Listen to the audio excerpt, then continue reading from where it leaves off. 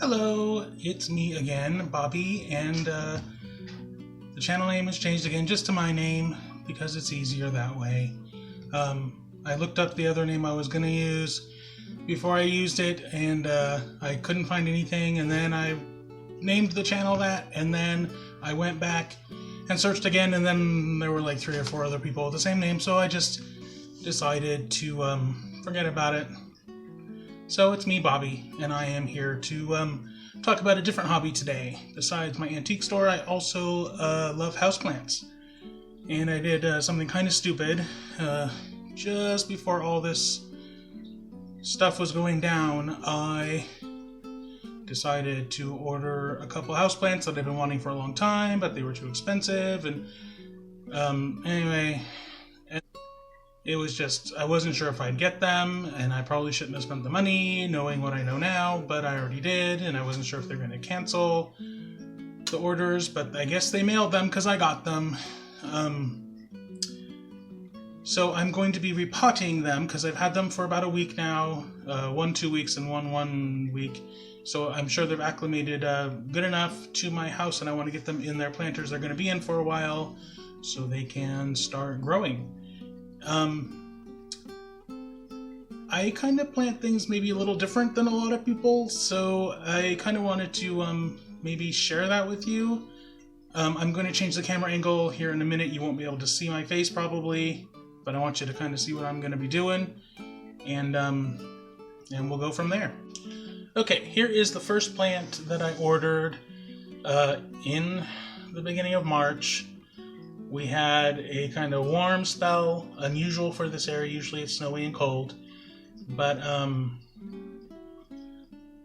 I saw this on an eBay auction, and they were in California, and the weather there was pretty mild, and the weather here was mild, and I thought, okay, well, I'll order it. The weather's supposed to be good for like a week, so it should have plenty of time to get here, and it'll be fine.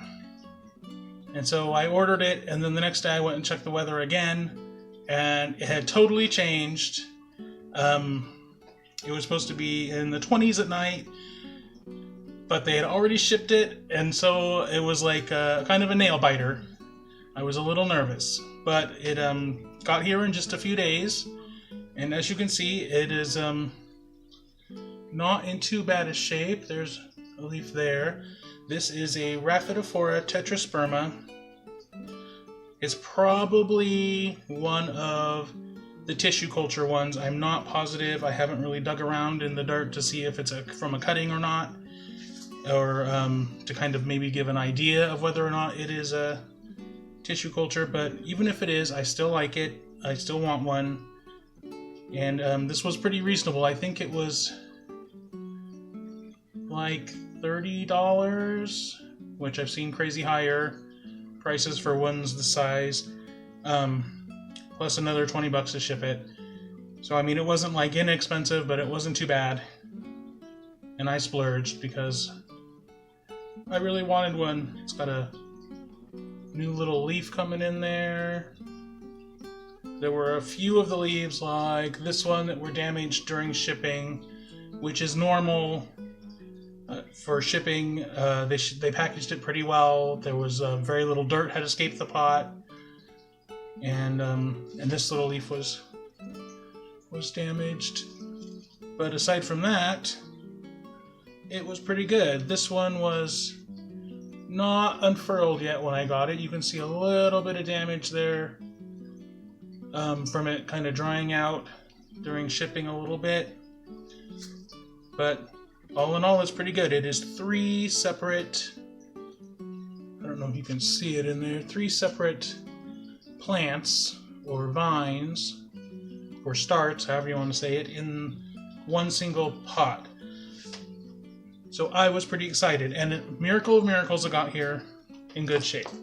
Now the planter I'm going to put it in, or the way I like to do it, is because of my antique store background, I collect vintage Bauer Pottery from I guess it was kind of early 1900s.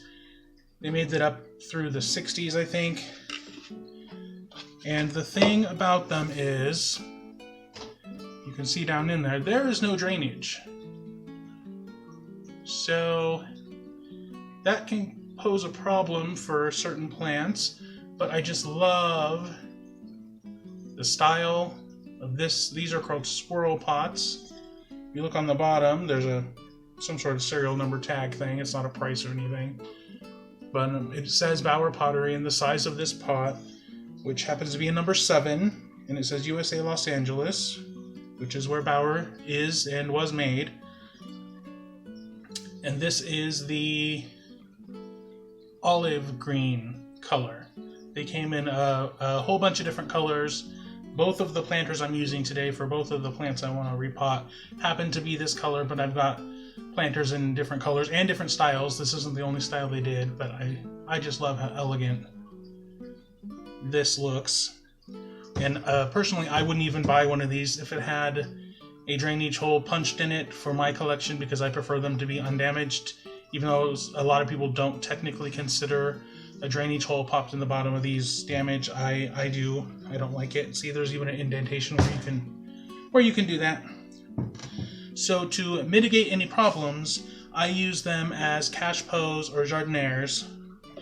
And I just bought this simple plastic pot. It had a saucer. I popped it off. The top was a little too tall to fit comfortably in this planter without popping over the rim. See how it sits down kind of lower in there? I like it to have a little space, or to be even with, but not sticking up over. So I just took scissors and trimmed it. And then to get it about the right height and to make sure that there's room all the way around so that air can circulate, I put a little gravel in the bottom, not so much as like a water reservoir, but as a way that if there is a little extra water when I water the plant, it has somewhere to go and not soak back in to the root ball or the soil, where it could potentially pose a problem. Alright, so what I'm going to do is move some stuff out of my way.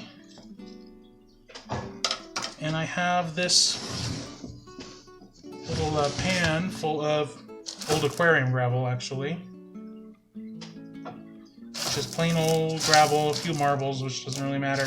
And I'm just going to put that in the bottom of the pot. See if you can see what I'm doing there. And again, this is only to keep the planter out of any water that might collect down there, and to make the pot a little more level and make sure there's air around it. So I can fit even more in here. There'll be a nice thick layer. That's about right. There's room all the way around the pot. And it's nice and flat and level. It's not going anywhere. Oops, sorry for the camera wiggling around. And we can go from there. Okay, so as far as soil goes, I have some just plain old cactus potting mix that I mixed with some orchid bark, because these are aeroids and they like well-draining soil. And because of the way I'm planting this, I don't want, like I said, water to sit in a plastic pot. Since it's not terracotta, it won't naturally dry out, or air can't circulate as well as I'd like. But it's hard to find terracotta that fits inside of these vintage pots. So I'm just going to use this mix. If I had some extra perlite, I would add it in, but the store was out, and I want to get these potted because it is, you know, stay home, stay safe here in Oregon. So I didn't want to drive all over trying to find a bag of perlite. So this will do for now. Just gonna pop some of this in here.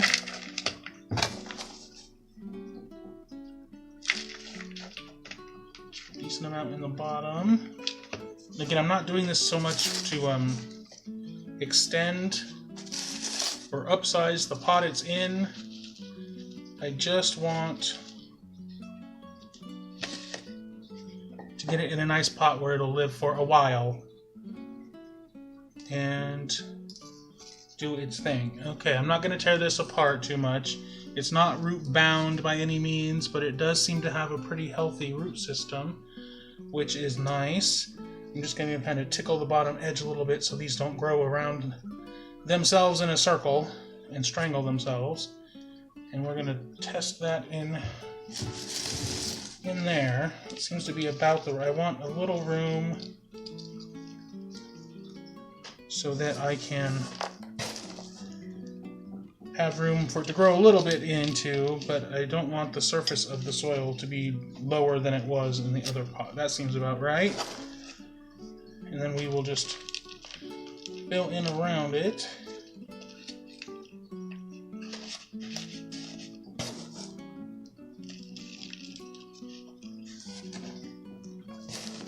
Until it is nice and secure, gently, not too firmly, but gently packing down the soil as we go here. We'll kind of gently tip it aside so the soil can get down in there.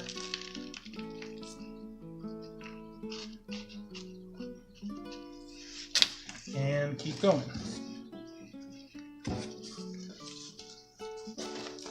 Being careful to try not to break any leaves or stems.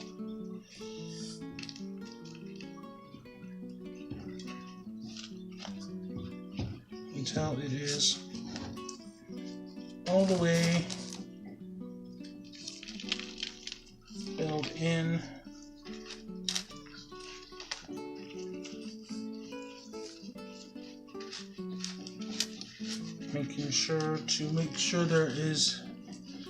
Making sure there is no air trapped in there, and that it's nice and secure. Now eventually I will probably end up repotting this again and adding maybe a moss pole or something else for it to climb up. That's kind of what I want this one to do. I'm not sure if I personally love the look of a moss pole, but I'll think of something, maybe a kind of a cool vintagey trellis thing. That might be fun. We'll see. This appears to be good. There's room back here to add something if I need to add a support in the back here, where the plant naturally was growing away from that area, so I should be able to add something along the edge here without damaging any roots that exist now, if I decide to do that. As you can see, it looks pretty good, and the green looks so good with the green pot. Alright, sorry about that. Okay, the next plant I got was a similar thing. The weather had cleared up again, and I was still stupid enough to order a new thing, and then everything went to hell. But the person selling these was from Portland, which is like 3 or 4 hours away from me, so I knew they would get here in like 2 or 3 days, almost overnight. I think it was just one night they had to ship. And these are, like I said, Monstera adansonii. I bought 2 because they were only around $10 each, and each one has, I think, 3 or 4 vines, but I want a nice bushy plant eventually, so I thought I would get 2 since they were so reasonably priced. I would save on shipping, and I could combine them into 1. So again, I've got a smaller version of the same style and age of planter I used before. Again, no drainage hole, and of course it says Bauer, Los Angeles, and the size, this one is a 6. So it's just the next size down. But I think, again, those are going to look stunning when I get them all potted together. So I have a smaller planter that I measured that will fit down in there. I will put gravel in to bring it up and to create the space for any excess water to go if any happens to fall down in there. So we will start again with the gravel.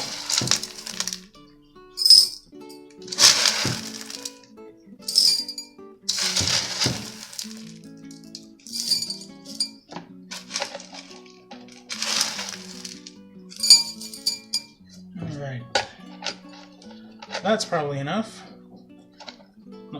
Space around it for air movement, so the water in the little gravel reservoir can evaporate without harming the plant. It might increase the humidity around the plant a tiny bit. It probably won't matter that much. So I'm going to squeeze these two plants into this one pot. So let's get a little bit of soil in the bottom here to start us off.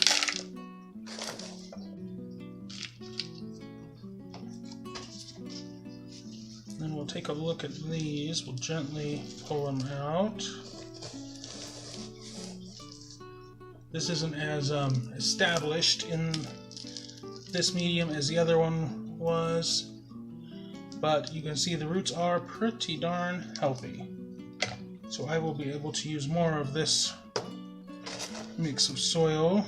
I didn't want to disturb the roots on the Rhaphidophora tetrasperma, but since these just popped right out of there, I think it will be just fine.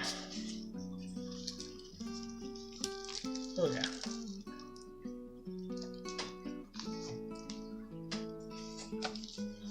That is going to be stunning. I think I'll just kind of group them kind of close together. A little more soil in the bottom. And then soil around them up to the height that I think will be good.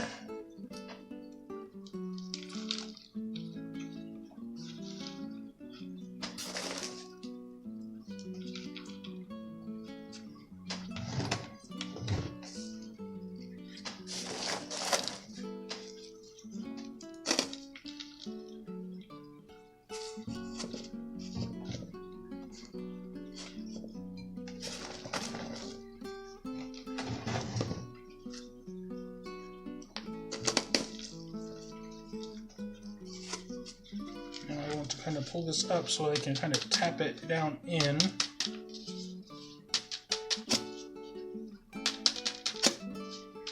Around those roots, kind of press it gently because we don't want to damage any of them. Make sure they're all low enough in there.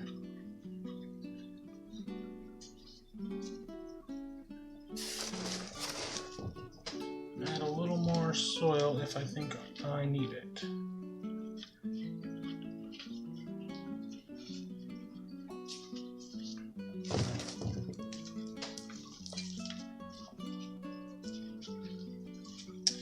Alright, I think that looks good. We'll set that down in its pot.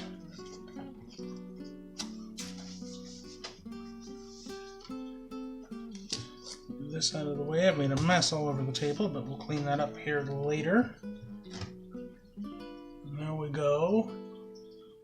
Two smaller plants make a nice bushy plant. Again, I have a little room on this back that I saved if I want to add a trellis or something for it to climb up. I'm not sure yet if I want to do that or if I'm going to stick it on a shelf and let it trail down. I know the leaves tend to get bigger if you let it climb up, but sometimes it's nice from a decorating point of view to have a plant that trails. So let's see here. Here's one and the other in their nice new antique or vintage pots. Alright, here are both finished plants. You can see them in their matching vintage Bauer Pottery swirl pots. And I don't think I mentioned it before, I did give them a good water so that they could settle in. Alright, so well, I guess I'm done for now. Thank you for repotting with me. I guess that's what the plant tubers call it.